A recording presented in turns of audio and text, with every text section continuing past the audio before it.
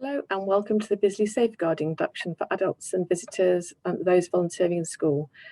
This presentation is applicable from September 2021 and is suitable for many roles. As I go through, I'll talk about bits that might be different, and the guides at the end, the handy guides, give some useful summary of what we'll have talked about. Before the end, I'll also talk about what you need to do, having read the documents attached to the email, seen the presentation, to make sure that we know in school that you're happy to agree and follow those. And of course, if you need to ask any questions, find out a little bit more, I've got questions following the presentation, then obviously you can email myself or you can speak to any of the DSL team. So I think the benefits of doing it via Zoom are obviously that you can take it at your own pace and access it at your own time. But please do make sure on your next visit into school, you familiarise yourself with the areas I've talked about in school, where the DSL office is, and come and meet the team so that you know where to go to if you've got any concerns. So I think I've run through really what this is all about. It's to make sure we understand how we protect our children in school. We've got our Bisley Child Protection and Safeguarding Policy, which will be attached to the email, and we'll talk about who the safeguarding leads are. I'm the safeguarding lead, but there's a selection of deputies as well, always somebody on site to refer any concerns to. And we have a behaviour policy and code of conduct that makes sure that our staff, visitors and volunteers behave in a way that ensures the children are kept safe.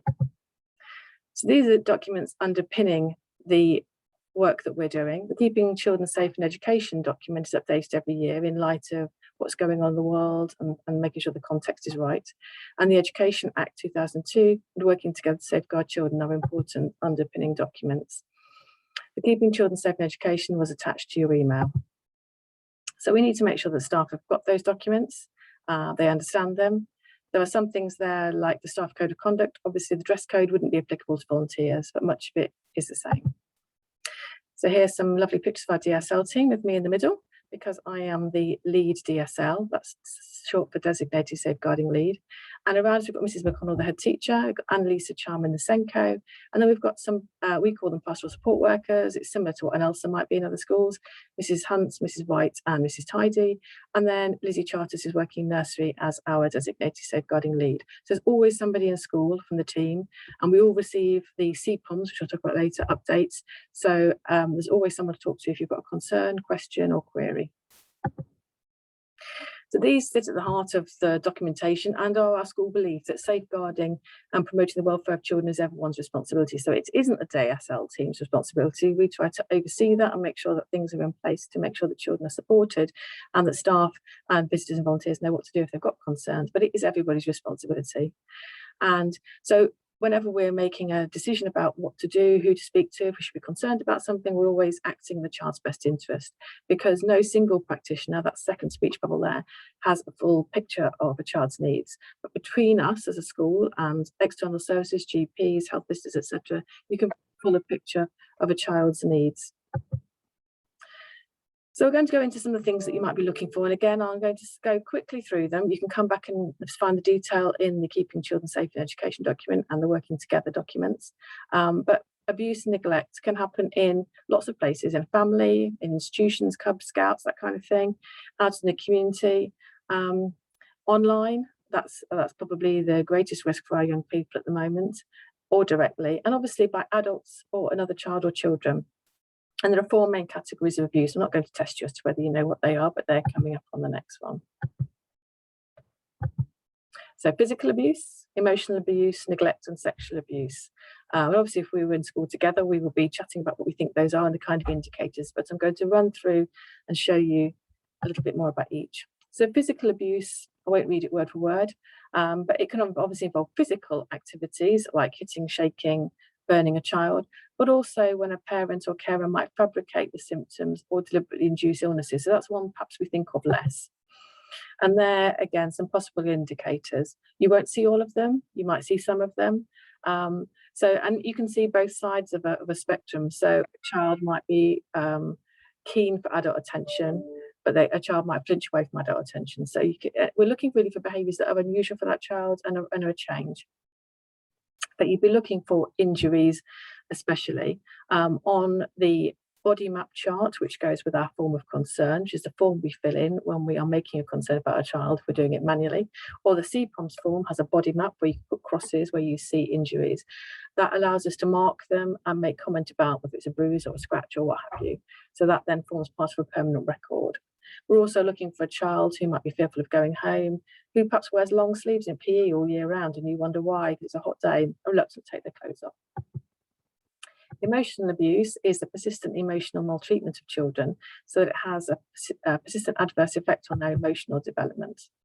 And again, we might see that with sudden speech disorders, not a disorder that's been with them lifelong, but where they suddenly change their pattern of speech, and there's a noticeable difference. They might delay their physical, emotional development over time. So we're looking for a sort of a picture where a child's not thriving. They might self-harm or mutilate. That might be scratching or picking, lack of confidence, inability to cope with praise. So lots of different things to be mindful of. And again, what we're looking for is a change in that child's demeanour from what we've seen previously. Neglect is a failure to meet a child's basic physical or psychological needs. And it obviously goes on to have a severe effect on their health and development. So that can occur even prior to a child's birth, during pregnancy, if a parent is abusing substances. But also once the child is born, it might be failure to provide adequate food, for instance, clothing or shelter, or to take them to the doctor when they need to, or neglecting them in emotional ways and not giving them love.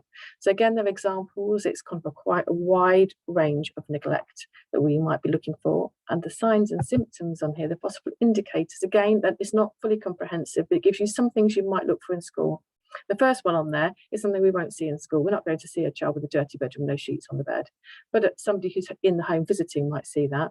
But we might notice a child who appears in school unkempt, wearing the same uniform all week, appearing unwashed, dressed inappropriately for the weather, for instance, coming to school in the middle of winter with ankle socks, no coat and no jumper, not coming with a balanced meal. And we've all had days when we've sent a child in with lunch has run out at home and Sainsbury's haven't done their delivery, but we're looking for a child where there's a pattern going on. Failure to keep medical appointments. So again, just some indicators you might look for. Sexual abuse obviously is forcing or enticing a child to take part in sexual activities. And it isn't always a contact activity. So it might be about encouraging them to watch pornographic images, take part in some kind of sexual imagery that's being recorded, looking at online work. So it isn't always, I think we think about the physical effect on the child, but it can be involved in watching and being part of the production of sexual imagery as well. It's not solely perpetrated by adult males. I know I'm not teaching grain to suck eggs there, but I think it's important that we don't have a fixed view of who might be a sexual abuser, but we know that women can also commit acts of sexual abuse, as can other children. So some things to look for here. Some of them will be quite normal developmental. Children get urine infections, and that doesn't mean they're being sexually abused. But if there's a pattern of urine infection and there might be some kind of discharge or pain for the child, that might be an indicator. Unexplained changes in behaviour or sudden changes. They might be reluctant to go to bed at night and be quite tired during the day because they've been awake during the night. They might run away from harm. They might obviously mutilate themselves. So there's lots of things to look for, and we might only see tiny little bits. And sometimes the bits that we see are nothing to do with sexual abuse. But I think if we've got a concern, our school culture is very much we report it, because what we report is something that we think, I'm not sure whether or not that's a concern. It might be that someone else has also logged something else, and so the DSL team have already got a picture that there might be some concerns, and that's the last piece of the jigsaw. A summary there are some other things that are set out in keeping children safe in education. So some more information on child exploitation, for instance, and upskirting and radicalisation. So there's more information there, and some of that will come out in our training throughout the year. So what is our role of school staff? Yes, it is to recognise when we think that something doesn't feel right, doesn't look right, it's a change, and to respond to that and to report it. And that might be reporting to the DSL team. Obviously, if you're a visitor in school, you can report to the DSL team, but it might be something you want to talk about with the teacher first of all. But it's important to know that you make sure the teacher directs you to the DSL team so that you can report it, because it's good to hear first-hand knowledge of what you've said. It's not your job to investigate or attempt to resolve it, but it's important that you try to remember the event that's occurred, the kind of words a child has used, the kind of things that you've seen in as much detail as you can so that we can complete a report later. So talking and listening to children. I think that we're thinking here about children who might make a disclosure, and there's lots of evidence that suggests that children might have tried to disclose something that's happened to them 20 times before they actually, or more, before they actually say what they want to say. For many reasons, they start saying something they wish they hadn't. Someone walks into the room, they feel humiliated, embarrassed. So it's important when a child does feel that you're the person to disclose to, that they don't feel shut down and they feel valued and listened to, because that moment in time can be a game changer for the child. So we try always, as it would with any child, to be approachable and listen carefully, uncritically, and at the child's pace, and take what is said seriously. So we reassure the child. We don't look shocked when a child says something, even if we might find it quite horrific. There are some useful questions we might ask. I'd put it in there. It used to be called TED questions, and I'll call it Teddy. And I'll talk about those a bit further on. But it's tell me more, explain, describe. So it's asking the child questions that doesn't put words into their mouth. So we're not saying, did so-and-so do this to you? Because if this ends up going to court, that documentation needs to be sure that it's we haven't led children in any way. We tell the child what will happen next. We can never promise confidentiality. We're always going to have to tell somebody to make sure that they're safe. And don't delay with telling somebody. So the designated safeguarding lead, senior person, should be told straight away. And if you're a member of staff, you'll obviously be familiar with CPOMs and recording. But if you're a visitor or volunteer, then the DSL team can help complete the paperwork that needs doing regarding your concerns. So these are some of the things that are on our form of concerns. We have a paper one for those members of staff that can't get through to CPOMs electronically. The name, date and time of the concern, a factual account of what's happened. And that's not our opinion, not what we believe has happened, but what we actually have seen. And what our response was, and that might be, I said to the child, I would have to go and tell the DSL team, but they did the right thing in telling me. Name and signature, job title, and date and time of the record. CPOMs does that automatically for you. It's got categories to fill in, and it won't let you submit the report until you've completed the right fields. You always need to alert somebody, and we always alert first referral, which means that the whole DSL team receive every single alert. So you know that somebody's always going to be seeing that in a timely manner. Obviously, you can make a referral yourself. If for any reason you were here, you had a concern, the DSL team were unavailable, which should hopefully never happen. But if it did, you could call 999 if you felt a child was in immediate danger. And the numbers that are there for children's services, we call it the Children's Single Point of Access. Looks like a hotel, doesn't it? C-Spa. And they're available for certain hours, but there's always an emergency duty team. So you can obviously refer through the DSL team. If you can't speak to one of us and you're still concerned, then you have a responsibility to report that on to one of those agencies. There is a guidance booklet called Safer Working Practice. It's useful to read. It talks about things like being mindful of it, not having a door shut in the classroom. If there's a piece of glass in the door, obviously that makes it easier. But being mindful of your working space, just to protect yourselves. Telling an adult where you'll be with a child if you're removing them from the room and you're working in the corridor. But try to be open and visible. So safe working practice, we've talked about a lot of those documents already. Our whistleblowing protocol is about reporting concerns if you have concerns about a member of staff or a volunteer.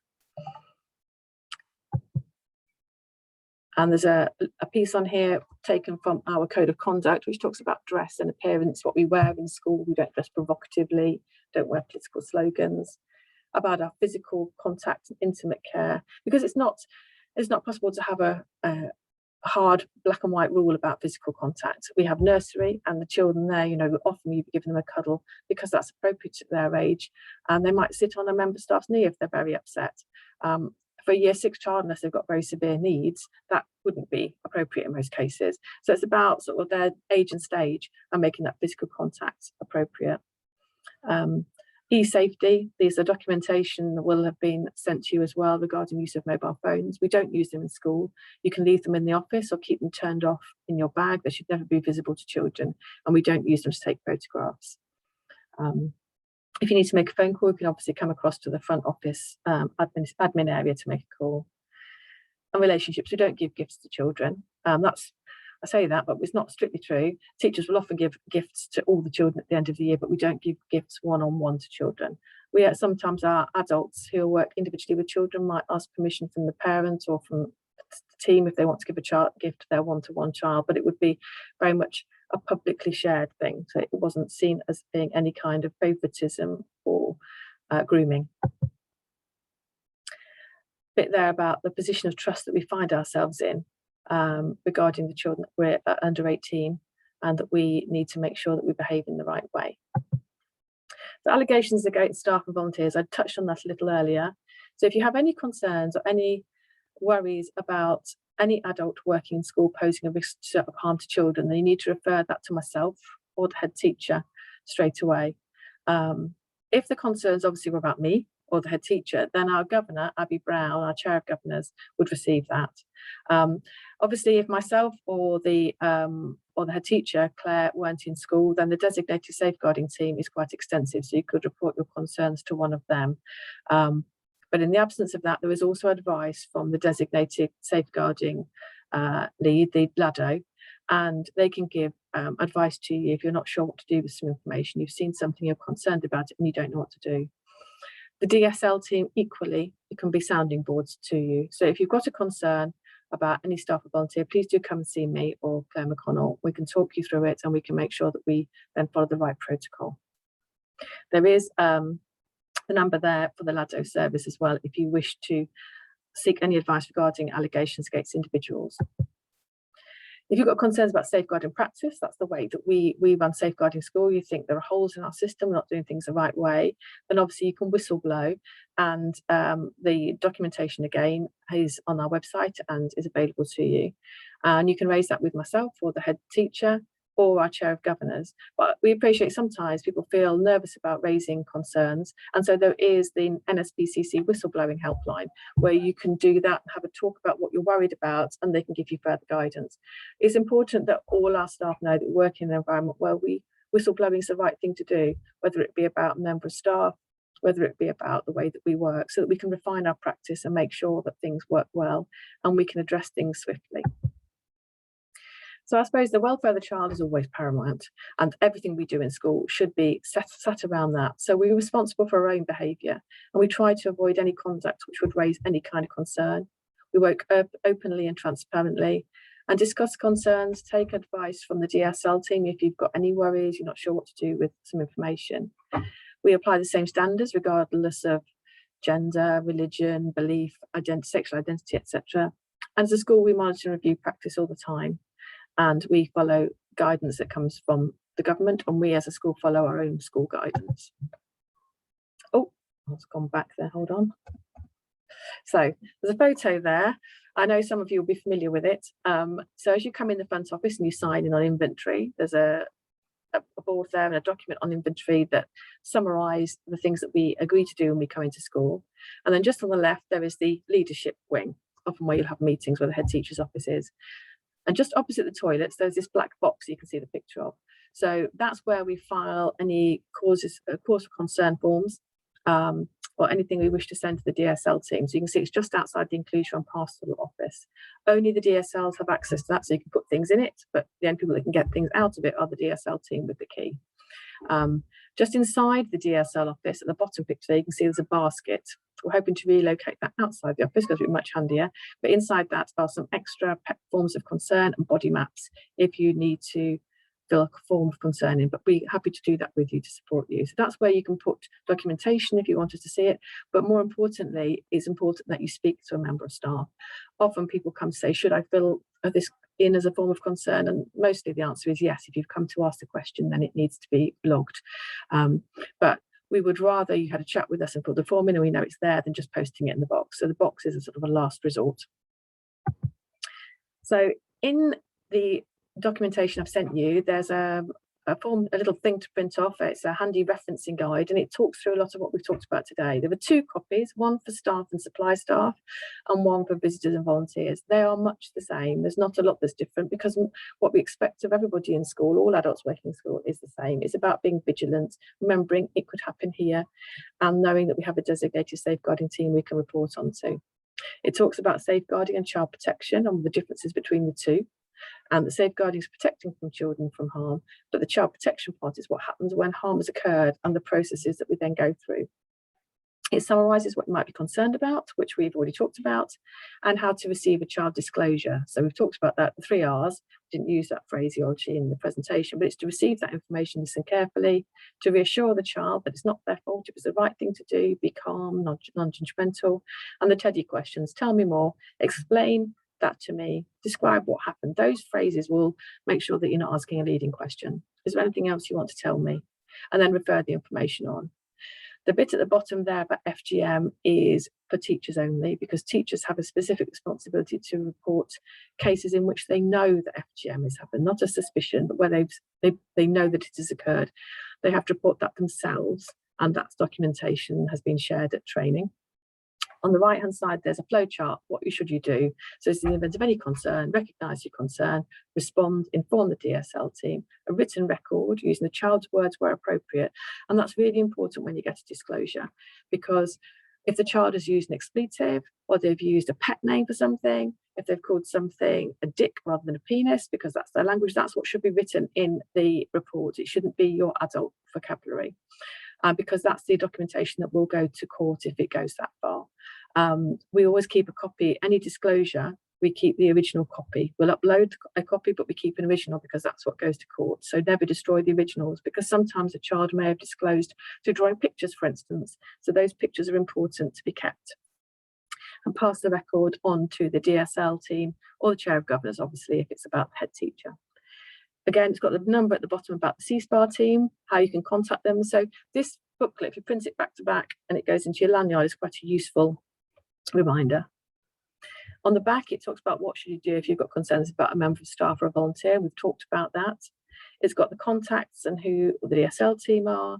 And on this particular one, because this is the visitor's guide back, it's got some information about signing in and out of the office, making sure your badge is always available, not using your phone, never taking photographs, stay in the areas of school that you're meant to be working in, don't share personal information with children, and obviously we don't share information on social media.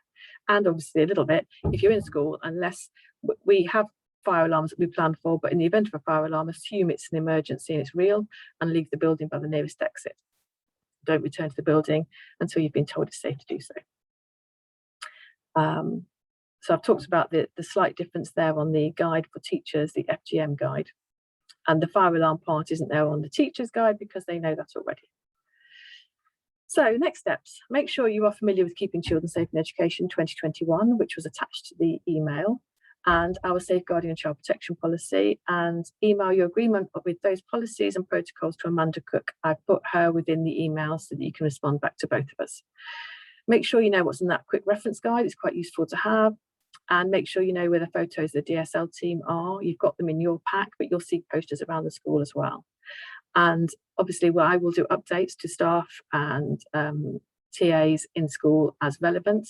And we will do an update on the Safeguarding Children pack for visitors and volunteers annually or upon the beginning of a new time in school. So if you've any questions, please do come back to me. For those that need an induction to CPOMs because they're going to be working in school regularly, then let me know. I'm just putting together a pack for that. And I hope you found it useful. Appreciate your feedback on how it was. And I'll await to see your email confirmation with your agreement to follow the policies that we talked about. Thank you very much and have a good day.